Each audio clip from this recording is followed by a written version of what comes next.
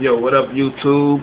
It's your boy JL, and right now it's September 21st, and I decided to do a blog about a book that I read a little minute ago entitled Ethics by Benedict Spinoza, which is a philosopher, and I think he conveyed a lot of interesting concepts in that book that I agree with. I agree with about 85% of what he had said in that book, because it's really similar to what I think in general concerning metaphysics and God.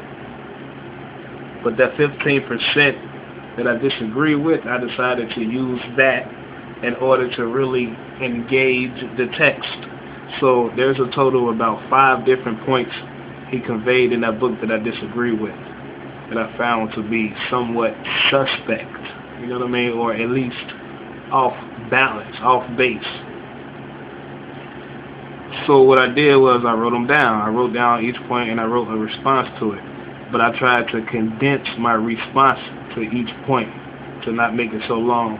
So for anybody that watches this blog and they feel like they hear some loopholes in some of the stuff that I'm saying in response to what I disagree with, you're welcome to leave a comment or whatever and let me know what you think, because I'm open to debate. And I don't mean that in a arrogant way. I'm saying pretty much like I'm open to be corrected, you know what I mean?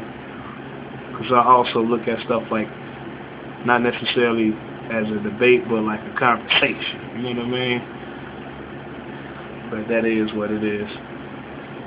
After I read each response, by the way, I'm going to explain what I mean in simple terms. Well, actually, what the author meant in simple terms. And then I'm going to read my response that I actually wrote down to each point. You know what I mean? I'm going to do that to all of them. So the first one goes like this. Quote, "Man is born ignorant of the causes of things, with a desire for that which is profitable to him. Man, without any external reference in regards to the nature of reality, will naturally infer that the natural resources of nature and his biological impulses to them suggests an entity similar to his makeup existed in order to provide him these things. Hence, kings, rulers, and gods described or made in the image of God." Okay. So basically,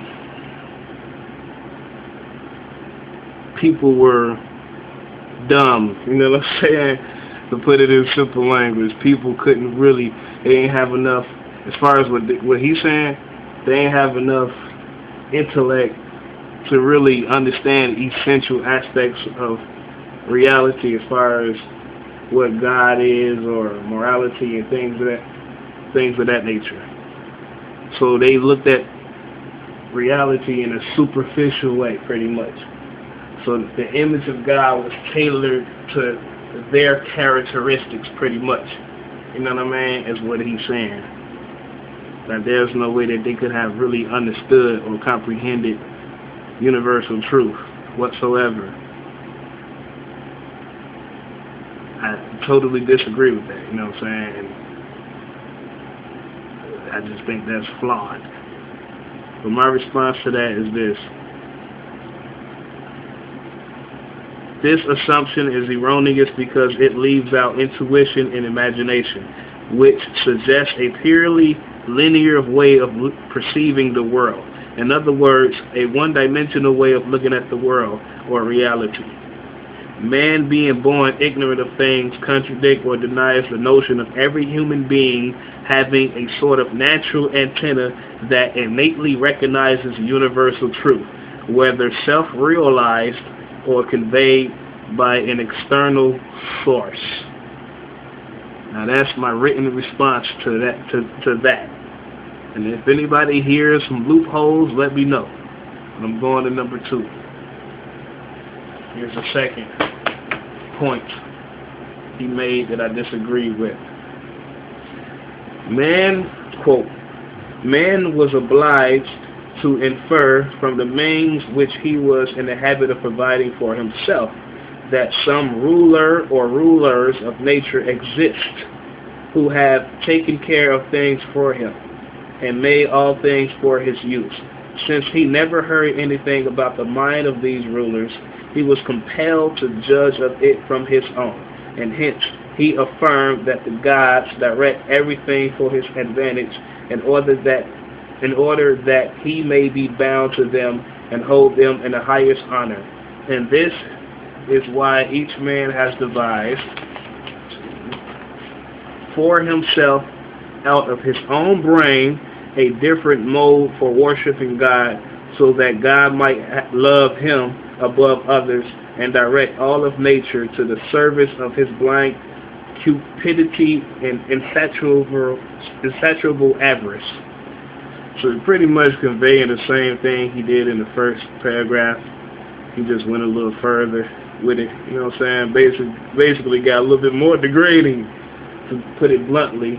And I don't say that as a emotional response. I just think that there's no difference between the intellect of human beings today and those of all the way to ancient civilizations, to be honest with you. You know what I mean?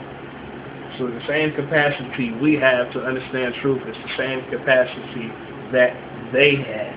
You know what I mean? And I think a lot of things are misunderstood in regards to people throughout history. You know what I'm saying? So, here's my written response. The problem with this argument is its superficiality.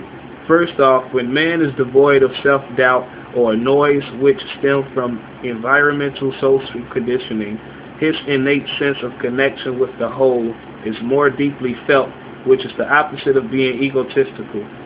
When one is egotistical, reality is then tailored to oneself, which produces the erroneous conception of a personal God with human-like characteristics which are finite. Yeah, pretty much, you get that. It was looked upon as indisputable that the judgments of the gods far surpass our comprehension, and this alone was enough to keep the human race in darkness to all eternity, if in mathematics, which does not deal with ends but with the essence and properties of forms, had not placed before us earlier rule of truth. So mathematics has helped man to reflect upon these universal prejudices and leading them to a true knowledge of things. See, I kind of disagree. Same thing. I disagree with that. I don't. First of all, as I'm going to convey later on, I think there's two types of ways of understanding truth.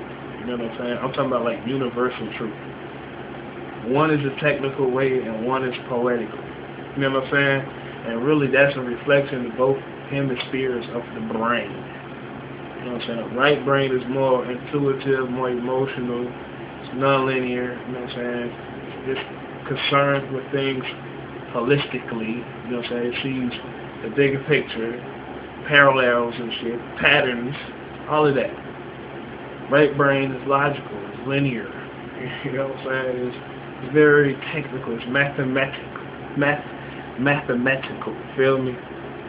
So two ways you can understand truth is technically or poetically. You know what I'm saying? Poetically, to me, encompasses most of those attributes that I just named in the right hemisphere of the brain. We get technical, you know what I mean? You're detailed oriented. You're mathematical. You're very logical. Step, step, step, step, step. You feel me? And that's one way that people understand reality, or that which is called metaphysics, you know what I'm saying? Especially on a very, very, very small scale. It's supposed to be all numbers. You know what I mean? It is what it is. Those two types of ways you can understand it. Because I feel like if everything is interconnected, and everything is part of energy and all of that, and everything, I believe, has a significance and a function to it which complements the whole, then there's a harmony there, you know what I'm saying? It's not chaotic. So human beings, with our discernment and all of that, I think naturally in our genetics, in our being, in our makeup, that there are certain truths that we're supposed to abide by. You know what I mean? And I think morality is a universal truth. I don't think that's a made-up concept. And the reason why I think that's a universal truth is because it maintains order within the human species. I don't think morality is something that some smart guy came up with one day and then wrote it down on paper, or one particular human being was just somehow no, man, that's naturally a part of you. And most people, everybody know that. You know what I'm saying? Whether you choose to admit it to yourself or not, everybody know that. You know what I mean? Well, of course, other factors play a part in there, like life experience, whether one is aware of their subconscious mind, which plays a lot. There are all kind of factors. It is what it is. But I think morality is an example of that. But I'm going to read my response because I don't want to get too off the point. I'm going to read my written response. This notion of mathematics being a superior instrument through which the essence of reality is more deeply understood is fictitious and fragmentary. First off, we have two hemispheres for a reason. Secondly, intuition, which is right brain, provides us with adequate comprehension of that which is placed before us without knowing every detail, whether it be a person, situation, or questions concerning reality. In other words, intuition helps us to see beyond what is in front of us, while logic and mathematics serve as a complement to that insight, not its superior. Even Einstein, who is considered one of the greatest minds, attests to this truth. He is quoted as saying that the way he arrived or realized the essential truth was through his imagination and intuition. And then later on, he would put the details together to explain that which he initially understood through intuit. This way of thinking is true for every human being, but without balance, which comes with understanding, chaos occurs, which is called original sin, that I agree with. And this is the reason for the current state of human affairs on every level. I want to also say on the original sin that I agree with that it means missing the point. And to me, as far as my understanding, as far as JL's understanding, that's the same as how I look at everything as having a significance and a purpose to it. And that's exactly what I mean, the point of it. What is the point of this particular thing, this particular finite thing's existence or function or whatever?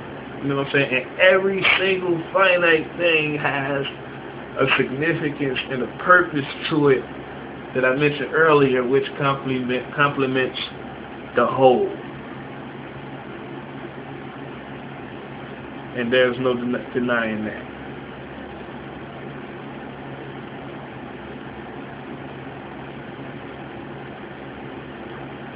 So, people say original sin.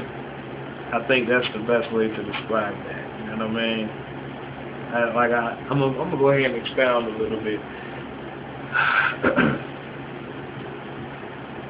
As far as that, yes, I think my interpretation of original sin, or the way I look at it, is a little bit different from what I've heard from many different religious people, but that's just how I think that makes the most sense. Now, as far as God,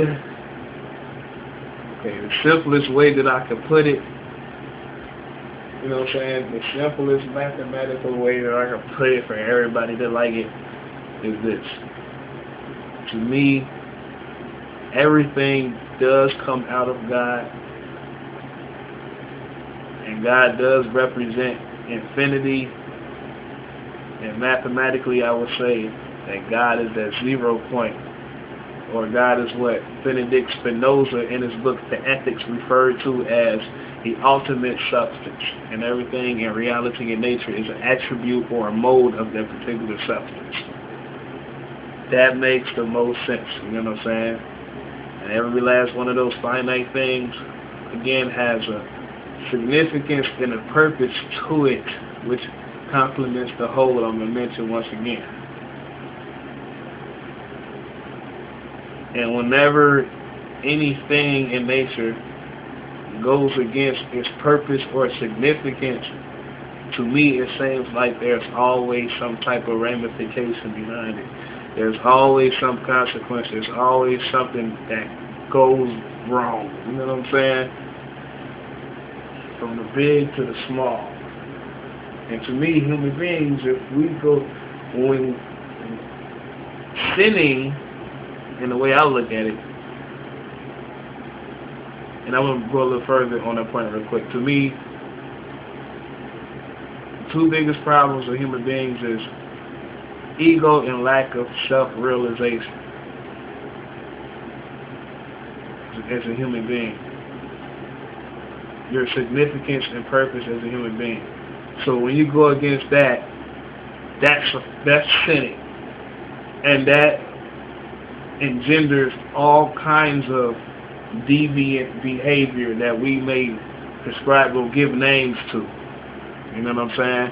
And then eventually come up with patterns for these different behaviors that we notice and call it different things, and then come up with sciences and all that. But all that originally goes back to what I agree with original sin really means, you know what I'm saying? Which is going against your purpose and significance as a particular finite thing. You know what I'm saying? That's what that is. So God, again, is the whole of reality. I agree with the monism definition. Everything is one substance, basically. You know what I'm saying? I agree with a pantheism that everything is of God. There's no equal opposite to that. Because by God being infinite, God doesn't exist dependent upon something else. You know what I'm saying? It's its own essence, and it's the essence of everything that's tangible in nature, pretty much. There is no equal opposite to the 0 point whatsoever. So the devil, to me, exists as far as representing a negative force, which goes back to pretty much missing the point, original sin, which engenders all of this, and it's a domino effect, and it's the current state of the world today. That's how I look at it. That's why I agree with a lot of what Spinoza says, and it's real similar. I could parallel many things he has said to what other philosophers or other people who think on levels such as that has said. You know what I mean? I'm talking about from different perspectives too. You're like, what the hell? But like I say, it's similar to what I think, so I quote. You know what I mean? We're going on. Alright. Listen, I don't get lost here. Point number 4.